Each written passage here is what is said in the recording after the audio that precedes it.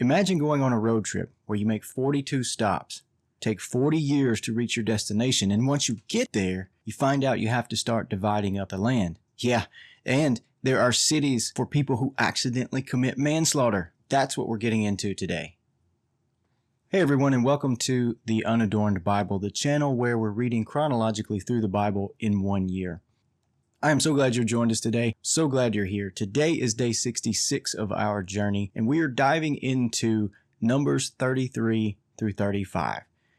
And today we're going to see a step-by-step record of everywhere that Israel camped on their way to Canaan, the Promised Land. We're also going to see that when they get there, God lays out the exact borders and assigns each tribe to a territory. And then there's also talk of, this is fascinating, it's a legal system where someone who accidentally kills someone can go to a city, they call it a refuge city, and they can stay there and not be punished. It's crazy. So with that being said, again, thank you for being here. Let's dive into Numbers chapter 33 through 35. Chapter 33. These are the stages by which the Israelites went out of the land of Egypt in military formation under the leadership of Moses and Aaron. Moses wrote down their starting points, stage by stage, by command of the Lord, and these are their stages according to their starting places. They set out from Ramses in the first month, on the 15th day of the first month. On the day after the Passover, the Israelites went out boldly in the sight of all the Egyptians, while the Egyptians were burying all their firstborn, whom the Lord had struck down among them. The Lord executed judgments even against their gods. So the Israelites set out from Ramses and camped at Succoth. They set out from Succoth and camped at Etham, which is on the edge of the wilderness. They set out from Etham and turned back to Pi-Hahiroth, which faces Baal-Zephon, and they camped before Migdol. They set out from Pi-Hahiroth, passed through the sea into the wilderness, went a 3 days' journey in the wilderness of Etham, and camped at Marah. They set out from Marah and came to Elim. At Elim there were 12 springs of water and 70 palm trees, and they camped there. They set out from Elim and camped by the Red Sea. They set out from the Red Sea and camped in the wilderness of Sin. They set out from the wilderness of Sin and camped at Dophkah. They set out from Dophkah and camped at Alush. They set out from Alush and camped at Rephidim, where there was no water for the people to drink. They set out from Rephidim and camped in the wilderness of Sinai. They set out from the wilderness of Sinai and camped at Kibroth Hattaavah. They set out from Kibroth Hattaavah and camped at Hazeroth. They set out from Hazeroth and camped at Rithmah. They set out from Rithmah and camped at Rimmon-Perez. They set out from Rimmon-Perez and camped at Libnah. They set out from Libnah and camped at Rissah. They set out from Rissah and camped at Kehelathah.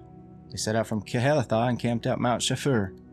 They set out from Mount Shafir and camped at Harada. They set out from Harada and camped at Machalath. They set out from Machalath and camped at Tahath. They set out from Tahath and camped at Terah. They set out from Terah and camped at Mithkah. They set out from Mithkah and camped at Hashmanah. They set out from Hashmanah and camped at Mozereth. They set out from Mozereth and camped at Bene Jaakan. They set out from Bene Jaakan and camped at Hor Haggidgad. They set out from Hor Haggidgad and camped at Jobathah. They set out from Jobathah and camped at Abranah. They set out from Abranah and camped at Ezion-Geber. They set out from Ezion-Geber and camped in the wilderness of Zin, that is Kadesh. They set out from Kadesh and camped at Mount Hor on the edge of the land of Edom. Aaron the priest went up Mount Hor at the command of the Lord and died there in the 40th year after the Israelites had come out of the land of Egypt, on the first day of the 5th month. Aaron was 123 years old when he died on Mount Hor. The Canaanite, the king Arad, who lived in the Negev in the land of Canaan, heard of the coming Israelites. They set out from Mount Hor and camped at Zalmanah. They set out from Zalmanah and camped at Punon. They set out from Punon and camped at Oboth. They set out from Oboth and camped at Ai-Abiram in the territory of Moab. They set out from Aim and camped at Dibon-Gad. They set out from Dibon-Gad and camped at Almon-Diblathaim. They set out from Almon-Diblathaim and camped in the mountains of Abiram before Nebo. They set out from the mountains of Abiram and camped in the plains of Moab by the Jordan opposite Jericho. They camped by the Jordan from Beth-Jeshimoth as far as Abel-Shithim in the plains of Moab. In the plains of Moab by the Jordan opposite Jericho, the Lord spoke to Moses, saying, Speak to the Israelites and say to them, When you cross over the Jordan into the land of Canaan, you shall drive out all the inhabitants of the land from before you, destroy all their figured stones, destroy all their cast images, and demolish all their high places. You shall take possession of the land and settle in it, for I have given you the land to possess. You shall apportion the land by lot according to your clans. To a large one you shall give a large inheritance, and to a small one you shall give a small inheritance. The inheritance shall belong to the person on whom the lot falls. According to your ancestral tribes you shall apportion it. But if you do not drive out the inhabitants of the land from before you, then those whom you let remain shall be as barbs in your eyes and thorns in your sides. They shall trouble you in the land where you are settling, and I will do to you as I thought to do to them. Chapter 34. The Lord spoke to Moses, saying, Command the Israelites and say to them, When you enter the land of Canaan, this is the land that shall fall to you for an inheritance, the land of Canaan, defined by its boundaries. Your south sector shall extend from the wilderness of Zin along the side of Edom. Your southern boundary shall begin from the end of the Dead Sea on the east. Your boundary shall turn south of the ascent of Akrabim and across to Zin. And its outer limit shall be south of Kadesh Barnea. Then it shall go on to Hazar Adar and cross to Asmon. The boundary shall turn from Asmon to the Wadi of Egypt, and its termination shall be at the sea. For the western boundary, you shall have the great sea and its coast. This shall be your western boundary. This shall be your northern boundary. From the great sea you shall mark out your line to Mount Hor. From Mount Hor you shall mark it out to Lebo Hamath, and the outer limit of the boundary shall be at Zedad. Then the boundary shall extend to Ziphron, and its end shall be Hazar Enan. This shall be your northern boundary. You shall mark out your eastern boundary from Hazar Enan to Shepham, and the boundary shall continue down from Shepham to Riblah on the east side of Ain. And the boundary shall go down and reach the eastern slopes of the Sea of Kinnereth. And the boundary shall go down to the Jordan, and its end shall be the Dead Sea. This shall be your land with its boundaries all around.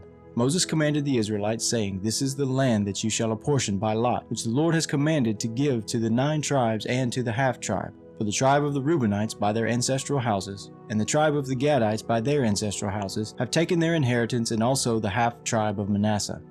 The 2 tribes and the half-tribe have taken their inheritance beyond the Jordan at Jericho eastward toward the sunrise. The Lord spoke to Moses, saying, These are the names of the men who shall apportion the land to you for inheritance. The priest Eleazar and Joshua son of Nun. You shall take 1 leader of every tribe to apportion the land for inheritance. These are the names of the men. Of the tribe of Judah, Caleb, son of Jephunneh. Of the tribe of the Simeonites, Shemuel, son of Ammihud. Of the tribe of Benjamin, Elidad, son of Chislon. Of the tribe of the Danites, a leader, Bukai, son of Joglai. Of the Josephites, of the tribe of the Manassites, a leader, Haniel, son of Ephod. And of the tribe of the Ephraimites, a leader, Kemuel, son of Shiftan. Of the tribe of the Zebulunites, a leader, Elisaphan, son of Parnak. Of the tribe of the Issacharites, a leader, Paltiel, son of Azan. And of the tribe of the Asherites, a leader, Ahihud, son of Shalomi. Of the tribe of the Naphtalites, a leader, Padahel, son of Ammihud. These were the ones whom the Lord commanded to apportion the inheritance for the Israelites in the land of Canaan. Chapter 35. In the plains of Moab by the Jordan opposite Jericho, the Lord spoke to Moses, saying, Command the Israelites to give from the inheritance that they possess towns for the Levites to live in. You shall also give to the Levites pasture lands surrounding the towns. The towns shall be theirs to live in, and their pasture lands shall be for their cattle, for their livestock, and for all their animals. The pasture lands of the towns which you shall give to the Levites shall reach from the wall of the town outward 1,000 cubits all around. You shall measure outside the town, for the east side 2,000 cubits, for the south side 2,000 cubits, for the west side 2,000 cubits, and for the north side 2,000 cubits, with the town in the middle. This shall belong to them as pasture land for their towns.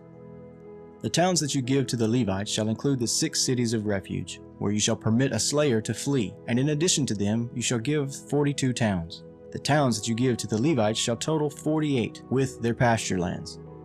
And as for the towns that you shall give from the possession of the Israelites, from the larger tribes you shall take many, and from the smaller tribes you shall take few. Each, in proportion to the inheritance that it obtains, shall give of its towns to the Levites. The Lord spoke to Moses, saying, Speak to the Israelites and say to them, When you cross the Jordan into the land of Canaan, then you shall select cities to be cities of refuge for you, so that a slayer who kills a person without intent may flee there. The cities shall be for you a refuge from the avenger, so that the slayer may not die until there is a trial before the congregation. The cities that you designate shall be 6 cities of refuge for you. You shall designate 3 cities beyond the Jordan, and 3 cities in the land of Canaan to be cities of refuge. These 6 cities shall serve as refuge for the Israelites, the resident or the transient alien among them, so that anyone who kills a person without intent may flee there. But anyone who strikes another with an iron object, and death ensues, is a murderer. the murderer shall be put to death. Or anyone who strikes another with a stone in hand that could cause death, and death ensues, is a murderer. The murderer shall be put to death. Or anyone who strikes another with a weapon of wood in hand that could cause death, and death ensues, is a murderer. The murderer shall be put to death. The avenger of blood is the one who shall put the murderer to death. When they meet, the avenger of blood shall execute the sentence. Likewise, if someone pushes another from hatred or hurls something at another, lying in wait, and death ensues, or in enmity strikes another with the hand, and death ensues, then the one who struck the blow shall be put to death. That person is a murderer. The avenger of blood shall put the murderer to death when they meet. But if someone pushes another suddenly, without enmity, or hurls any object without lying in wait, or, while handling any stone that could cause death, unintentionally drops it on another, and death ensues, though they were not enemies and no harm was intended, then the congregation shall judge between the slayer and the avenger of blood, in accordance with these ordinances. And the congregation shall rescue the slayer from the avenger of blood. Then the congregation shall send the slayer back to the original city of refuge. The slayer shall live in it until the death of the high priest who was anointed with the holy oil. But if the slayer shall at any time go outside the bounds of the original city of refuge, and is found by the avenger of blood outside the bounds of the city of refuge, and is killed by the avenger, no blood guilt shall be incurred. For the slayer must remain in the city of refuge until the death of the high priest. But after the death of the high priest, the slayer may return to his property. These shall be a statute and an ordinance for you throughout your generations wherever you live. If anyone kills another, the murderer shall be put to death on the evidence of witnesses, but no one shall be put to death on the testimony of a single witness. Moreover, you shall accept no ransom for the life of a murderer who is subject to the death penalty. A murderer must be put to death, nor shall you accept ransom from one who has fled a city of refuge, enabling the fugitive to return to live in the land before the death of the high priest.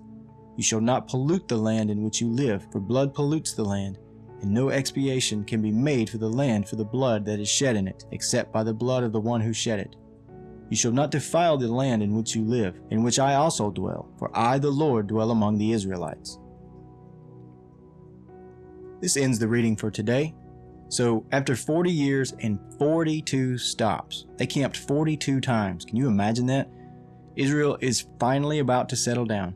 And now they have to figure out the city planning and all of this criminal justice that we just read. That is crazy. If you're enjoying this journey, don't get lost in the wilderness. Hit that like button, comment below, and subscribe to the channel so you don't miss what happens next. I hope you have a great day, and I hope you come back tomorrow. Take care.